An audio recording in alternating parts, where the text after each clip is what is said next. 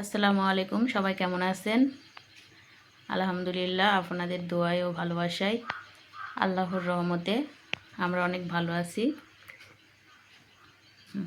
আসসালামু আলাইকুম, আপনারা কেমন আছেন?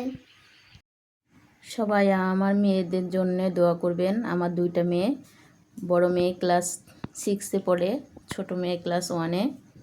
সবাই আমার মেয়েদের জন্য দোয়া করবেন। আর মেয়েরা যেন ভালোভাবে বড় হতে পারে, ভালো মানুষের মতো মানুষ হতে পারে।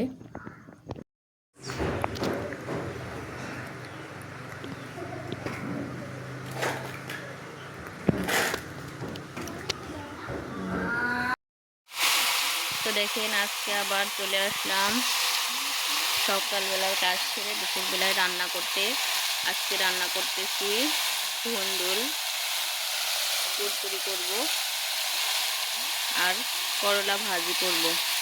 তো সাথেই থাকুন আর দেখতে থাকুন আমার পুরো ভিডিওটা। অবশেষে আমার ধুন্দুল রান্না করা শেষ হয়ে গেল।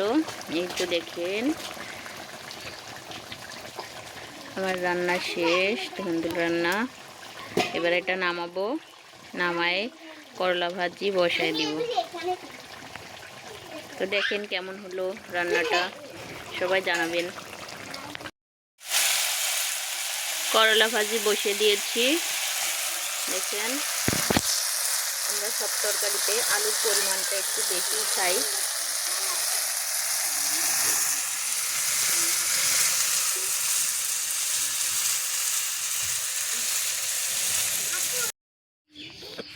আজকে সকালে অনেক কুয়াশা, দেখেন কুয়াশার মধ্যে আমরা হাঁটতে বের হয়েছি।